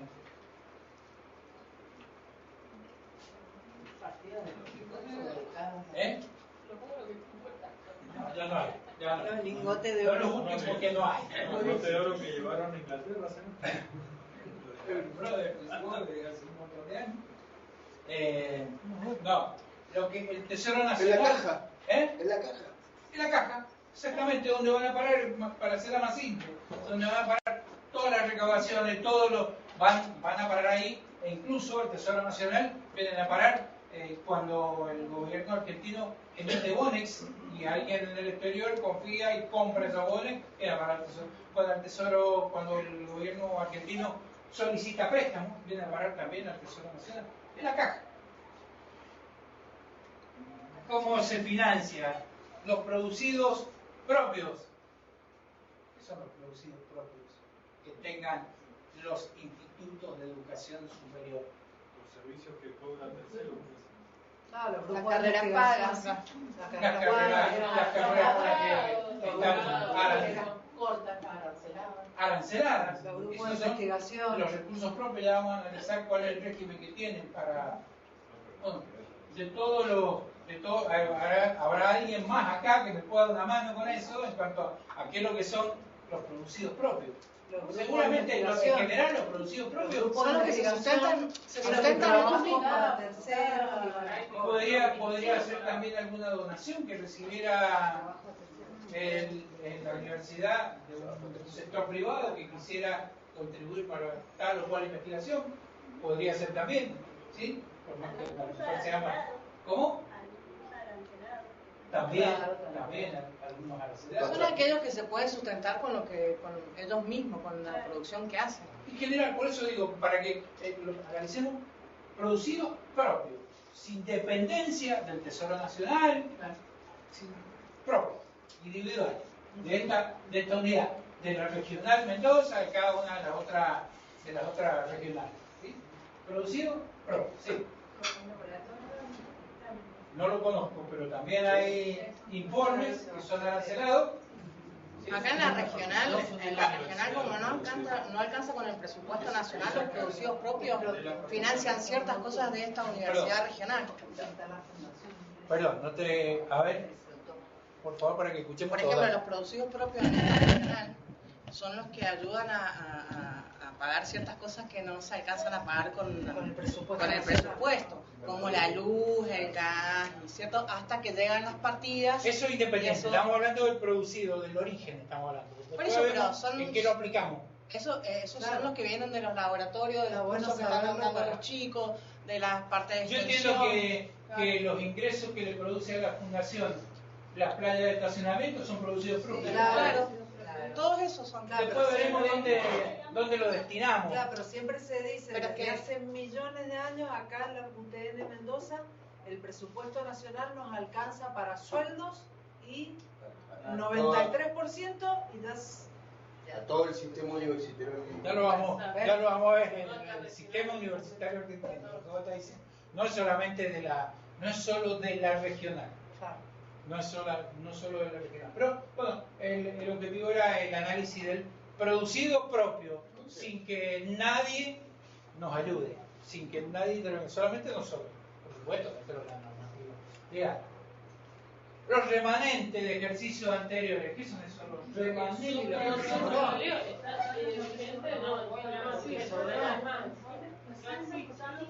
Claro, pero ¿está vigente o no? Espérate, ya lo explico. ¿Está vigente? No. ¿Por qué no? Lo que se gastó se queda.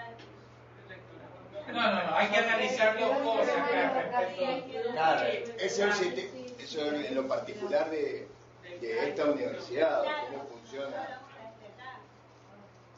¿Por qué? Pero es que eso no lo regula solo la universidad, quiero creer. Hay una ley de administración financiera nacional que es la que pone límite. Estamos hablando de financiamiento, pero bien a nivel gigante, estamos hablando del Tesoro Nacional. Y pero particularmente en la UTN hay tantas regionales que quizás están en rojo, que la que tiene un remanente no lo guarda para el año siguiente.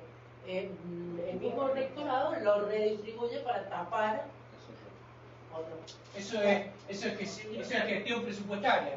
Pasa en el ministerio que nosotros pasa, pero te voy a explicar algo más. Profesor. Raquel me podrá decir. Las Profesor. partidas que son con un fin determinado no se pueden reasignar. Profesor. Profesor, hay partidas que son generalmente de ciencia y técnica que son para proyectos determinados, que eso te devuelven la plata el año siguiente. Lo que generalmente vuelve a la bolsa es lo que es para servicios o bienes de consumo. Entonces ahí sí, lo general. Lo general sí vuelve a la bolsa y seguramente el sector nacional hará la distribución que decían recién, de que va, digamos, tengo que tapar el rojo de cual o tal o cual regional. Pero lo que son financiamientos que están afectados directamente a algo, por ejemplo, ¿cómo? Que son financiamientos específicos, dame un segundo, que son financiamientos, eso no se puede reasignar. Esos son los que constituyen los remanentes de ejercicio anteriores. O sea que hay una diferencia. Una cosa es el presupuesto de la universidad para su funcionamiento, que viene de un cierto lugar ese presupuesto, y otra es de investigación, que viene de agencia, de la SPU, de algún lugar, que no está contemplado dentro del presupuesto de la universidad. Ese es el que no se puede cambiar. Eso no lo conozco. Yo te explico lo que conozco. Claro, pero lo que están diciendo en Paraná, algunos, los que son los grupos de investigación que reciben dinero de ese presupuesto, no están dentro del presupuesto universitario, son de algún lugar, de una agencia, de alguien que los está financiando. Bien, y son financiamientos afectados. Claro, pero eso son los que no se pueden cambiar. Acá, a nivel provincial, a nivel presupuesto de la provincia de Mendoza, hay fondos que se llaman rentas generales, ¿sí? Que eso es lo que entiendo que sí se pueden distribuir y sí se pueden asignar. Las rentas generales, a este le sobró, a este le faltó. Le saco al que le sobró y le pongo al que le faltó. Si hay un solo rector de la universidad regional para todo el país, de la universidad tecnológica para todo el país, ¿sí? Ahora, lo que son recursos afectados, puntualmente, un recurso que envía la Nación para la construcción, cuando se hizo la casa esta del egresado, ¿cómo que se llama? La residencia del estudiante. No, la residencia. ¿Cómo le llaman? Residencia universitaria. Eso estaba afectado para eso. Quizá la obra no puede hacerse dentro de un presupuesto, sino que necesitó más de un año en su ejecución. Bueno, tuvieron financiamientos afectados para una parte y lo que no se gastó de ese año pasa como remanente de ejercicios anteriores, no gastados en el ejercicio anterior, y pasa como remanente para el próximo ejercicio. Recuerden un concepto que ya vimos y que me parece que vos me preguntaste. Cuando nos votan un presupuesto, no es que viene la Nación y dice, tomá, acá te dejo, nos manda el camioncito de Brinks, no nos manda el camioncito con la plata. Lo que me autoriza es un crédito, me autoriza un gasto, ¿sí? Y ese gasto, bueno, funcionará el sistema de recaudación, de reposición de fondos, de envío de partida, e independiente de eso a la autorización.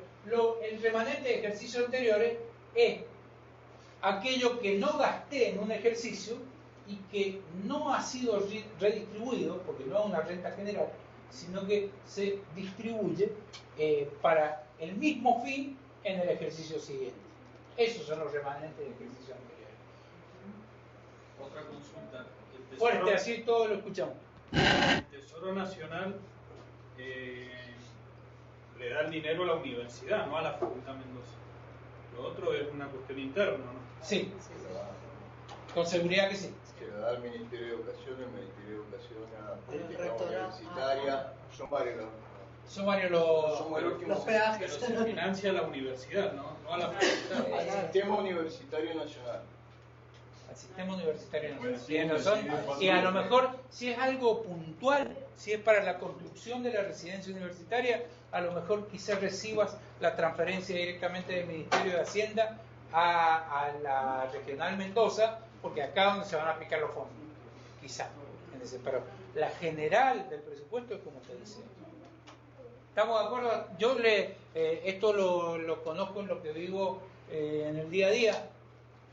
Hoy por hoy, en lo que estoy haciendo en mi trabajo del Ministerio de Desarrollo Social y Salud, donde estoy, tenemos un financiamiento que se llaman para EPIs. Los EPIs son los jardines maternales, espacios infantiles, de producción de espacio infantil, no sé bien exactamente cómo es la sigla de los EPI. Y los EPI nos dieron un financiamiento que nos votaron hace un año.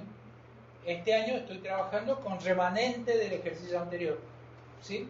Todo lo que es del ejercicio anterior que no gasté, lo paso ejercicio tras ejercicio. Lógicamente que la inflación que hoy padecemos nos hace que tengamos que correr para que no se nos desvalorice ese financiamiento. Pero justamente los remanentes de ejercicios anteriores son eso, son lo que no gastamos en el ejercicio anterior que las leyes o la normativa nos autorizan a gastar en este ejercicio. Siempre nos vamos un poco del tema, qué habilidad que tenemos. Estamos hablando de la fuente del financiamiento. Nos financiamos con el Tesoro Nacional, con los producidos propios, con lo que nos quedó sin gastar del ejercicio anterior y con el crédito, ¿sí? Nacional o internacional, eso se lo agregué yo, directo o indirecto, ¿sí? Que es lo que el crédito, ya lo hablamos también, que era decir, bueno, necesito que me anticipe y tengo esta capacidad para devolvértelo. Creo que pueden tomar las universidades, creo que pueden tomar, en función a su autonomía, pueden tomar créditos, ¿sí? Tendríamos que analizarlo un poco más, pero es parte de la forma que tenemos de financiarnos a la universidad a través del crédito. Sigamos bajando. Acá está lo de la autonomía. El financiamiento de los institutos de educación superior. Una de las características fundamentales de la institución universitaria es la autonomía, ¿sí? Es la capacidad de ciertas entidades territoriales o regionales integradas en otras superiores de gobernarse por ellas mismas. Las universidades, como organismos autónomos, presentan las siguientes características. Primero, la democratización del gobierno universitario, que concede participación a los miembros de la comunidad universitaria. Segundo, la presencia tutelar del poder público, Estado u otros entes descentralizados en la organización y financiamiento de la educación superior. O sea, esta autonomía, que lo venía pensando cuando venía para acá, esa autonomía hace que la entidad, Facultad Regional Mendoza, ejemplo, tome decisiones como respecto a las playas de estacionamiento, se me ocurre, como con respecto arancelar tal o cual carrera o decidir la oferta educativa tal o cual carrera o licenciatura y arancelarla directamente. Un ejemplo que la otra vez yo doy clase hoy en esta licenciatura y doy clase en la LAE, en la de administración.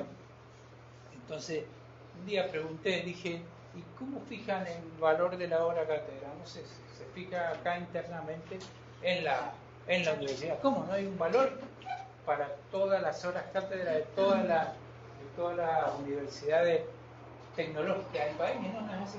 El valor de la hora lo fija la universidad. ¿Lo sabían ustedes? Yo me quedé un poco helado porque no pensé que era así. Pensé que era un valor a nivel, por lo menos creo que en la Universidad Nacional de Cuyo, a pesar de su autonomía, en las carreras aranceladas. Claro. Es lo que entiendo, sí. ¿En grado no? En grado no, en grado debe ser un valor que está fijado por paritaria a nivel. El SIN y FACDUC en el caso de los docentes y... No, eso ¿No es la lista? No, pero no es. ¿Dónde está la lista? Sí, es esa. Y bueno, ¿qué dijo? Porque yo digo, bueno, vayan pasando por entonces.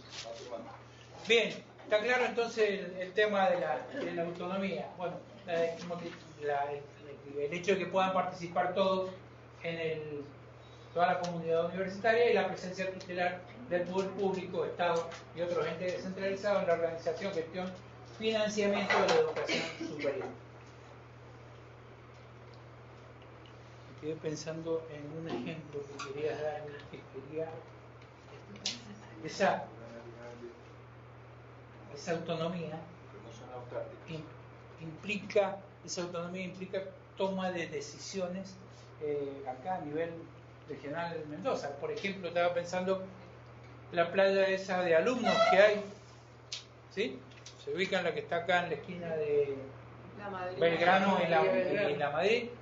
Eso era el terreno. ¿Qué era? ¿Era de qué gobierno? Del gobierno provincial. Y lo combino porque le parecía lógico un predio que debe valer bastante el metro cuadrado en la zona, que utilizaba un servicio del gobierno provincial que ya prácticamente no se utiliza porque eso era garaje oficial. ¿Y por qué no se utiliza? Porque el Estado no tiene flota, no, porque el Estado provincial tiene en su gran mayoría servicio contratado, digamos, no es propiedad del Estado. Entonces no tiene sentido tener un garaje oficial, una repartición que en su origen guardaba las carretas del gobernador.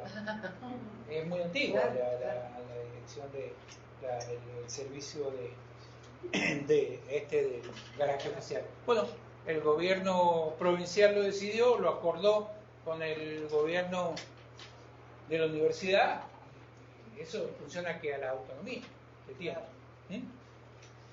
Bien, la autonomía está definida en la Ley de Educación Superior 24.521, su artículo 29, cuando dice: las instituciones universitarias tendrán autonomía académica e institucional, que comprende básicamente las siguientes atribuciones: dictar y reformar sus estatutos. ¿Qué son los estatutos? La Biblia de los normas. ¿Cómo? El manual de funcionamiento de los El manual de funcionamiento. Y en una empresa privada, ¿qué sería el estatuto? Las cartas están diciendo un montón de nombres que son todos correctos. Digamos, el acta fundacional. La constitución de la universidad. ¿Cómo te van a manejar dentro de la universidad? Cada uno de los integrantes, se lo llevo a la empresa privada.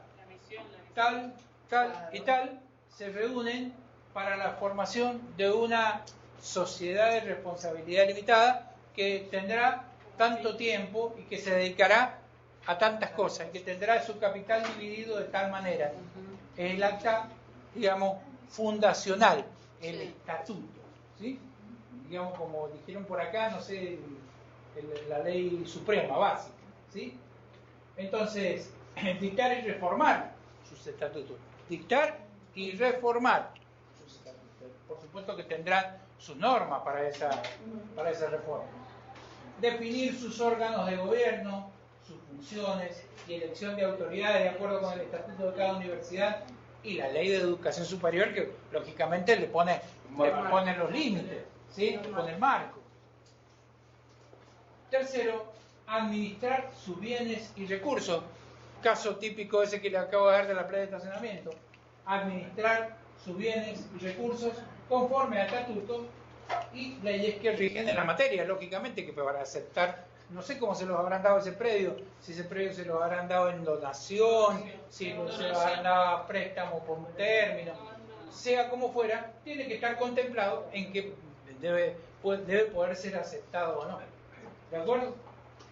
También dentro de ese mismo artículo 29 dice crear carreras universitarias de grado y de posgrado. Esto que estamos acá, ¿sí? Crear carreras universitarias de grado y posgrado es formular y desarrollar planes de estudio, de investigación científica, de extensión y servicios a la comunidad. F. Otorgar grados académicos y títulos habilitantes conforme a las condiciones de la ley. G. Impartir enseñanza con fines experimentales, la innovación pedagógica o de práctica profesional docente en los niveles preuniversitarios. H. Establecer el régimen de acceso, permanencia y promoción del personal docente y no docente. Y designar y remover al personal, etc. Hay más, ¿sí? Pero estos son los principales que nos da ese artículo 29 de la Ley de Educación Superior. Ustedes los deben haber visto en alguna oportunidad o que trabajarán algo con algún inciso en particular. Están casi todos. Faltan 4, me parece, pero son muy específicos y no tuvo sentido, pero están casi todos. Muy bien. Bien. Hablemos del régimen económico financiero en estos últimos minutitos que nos quedan. Está contemplado este régimen en los artículos 58 y 61 de la Ley de Educación Superior. El artículo 68, acá nos estamos poniendo un poco legalistas, nada más, pero para que vean el artículo 58 dice: el aporte del Estado Nacional para la institución de educación superior universitaria de gestión no puede ser disminuido ni reemplazado. En este país no lo vamos a disminuir nunca, si todos los años le agregamos un cero. Nunca lo vamos a poder disminuir. Y seguro que sí. Pero a lo mejor se ha disminuido, pero no en valores nominales. En valores nominales. Claro, en valores reales. ¿Sí? ¿En nominal también? ¿De un año para otro? En diciembre era el presupuesto, en enero el presupuesto del año por menor. Para la misma partida específica. ¿Es tal cual? Inciso ¿Es tal cual lo que vos decís? Son en 2015 Eso que se cumplió 58. El artículo 58. ¿Sí? No se cumplió en Por eso te digo, pero... en el sistema universitario. Se está subejecutando. Claro. Y sí, eso estoy seguro, pero no, a lo que voy es que puede ser la trampita. ¿Y la trampita en el qué sentido? El hecho de un año para el otro le agregamos un cero más por el tema de que las partidas se van inflacionando y a lo mejor hay una disminución a valores reales, pero a valores nominales no. Pero en la tabla que vimos recién está más bajo el 16 con el 15. No, pero eso tabla en general. O sea, no sé, tendríamos que analizarlo puntualmente, pero a ver, ejemplificámelo. Bueno, mirá, como te lo dijo... Siempre el sueldo que pagaron en enero no alcanzaba la plata para pagarlo. No, bueno, pero se disminuyeron los sueldos. Esa es la pregunta. No alcanzaba la plata. La plata, acordate que no va atada exactamente con la autorización presupuestaria. Acá lo que te está queriendo decir no puede ser disminuido ni reemplazado el aporte del Estado Nacional. Lo que aporte el Estado Nacional, claro. Los rojos que veíamos acá, no puede ocurrir. Claro, entonces tenemos en cuenta el crecimiento vegetativo, por ejemplo. Claro. Que ahí tenía una cifra importantísima año tras año. Oye, Mari, no lo estoy diciendo, por favor, no estoy defendiendo a nadie, entiéndame lo que les quiero decir. Perdón, el solo hecho que no te lo aumenten, te lo está disminuyendo. Pero por supuesto que sí, porque vos tenés menos capacidad de consumo. Claro. Es dicho que la inflación siempre lo hemos hablado, la inflación es un problema que nos perjudica a todos. ¿En qué lugar está cada regional? No fue Mendoza. No fue Mendoza, toda la tecnológica. En todo el sistema universitario, pues no tan solo en sí, más allá de eso, te preguntaba yo de que de las otras regionales había sufrido lo mismo que estas regionales. Todo el sistema universitario fue público, salió aunque en no todos fuera los la medios. UTN, la UNCULO, todos. No, todos. Bien, o sea, a lo que voy no se vayan por en qué sentido les digo. Y digamos, el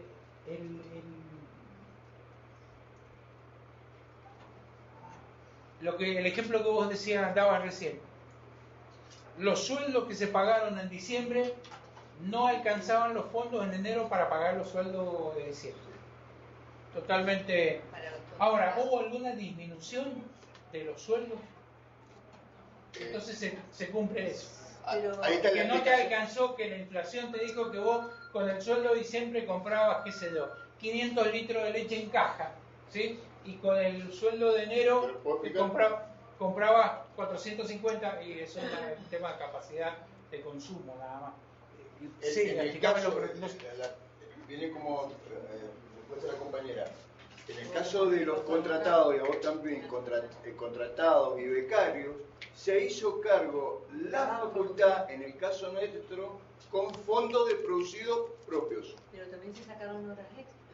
También, bueno, por eso fueron achicando, que ahora sean...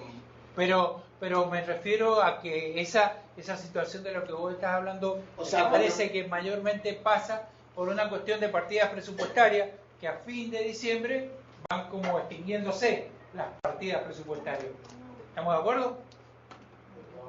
Las partidas presupuestarias a fin de año se van consumiendo. Quizás si ocurrió eso entre diciembre y enero, puede ocurrir. Ojo, les repito lo que le dije al principio, no estoy defendiendo a nadie. No, concretamente se dijo en la UTN, se les dijo a todos los decanos, valga la redundancia, de todas las facultades, que tenían el 10% menos de presupuesto que el año anterior, con relación al 19 con el 18. Entonces preguntaron, ¿y qué? ¿No vamos a poder dar aumento? No, era peor que dar aumento. Lo mejor que le podía pasar, estamos hablando del personal sí, la partida de personal contratado. La del personal de planta no, ni docente ni no docente. Entonces, ¿qué le dijeron a los decanos? Que bueno, que no había aumento este año para contratados y becarios. De hecho, en la gran mayoría de las facultades no hubo. Y en el caso como la nuestra se hicieron frente gracias a producción propios. Bien. Que genera la facultad. Bien, para ir cerrando la clase de hoy, vamos a marcar esto donde llegamos, a este artículo 58. Analicemos este último ejemplo que dimos respecto de, yo creo que debe ser complejo el hecho de decir no disminuir, no puede ser disminuido ni reemplazado. Eso indudablemente lo van a contemplar, porque si no cumplir con ese artículo sería estar no cumpliendo con la ley. Hay otras formas de hacerlo, otras maneras de reorganizar las partidas para lograr el objetivo sin ir en contra de ese artículo 51. A eso quiero referirme. Y se lo estoy diciendo sin conocer completamente la historia. Hace años atrás, cuando estaba con de decano, se hablaba de un aumento de sueldo por bonos en supermercados. Bueno, eso estuvo en los 90, eran el ticket lunch y todas esas cosas que eran parte del sueldo, parte de los ingresos, y el que pagaba con ese ticket lunch o ticket canasta, también que hubo, esos tickets eran con la finalidad de que esa parte del sueldo no tributaba para la seguridad social y para la obra social y todas esas cosas. Bueno, llegamos hasta acá con la clase de hoy. Nos vemos el próximo lunes, si Dios quiere. Hasta luego, les digo entonces a las regionales.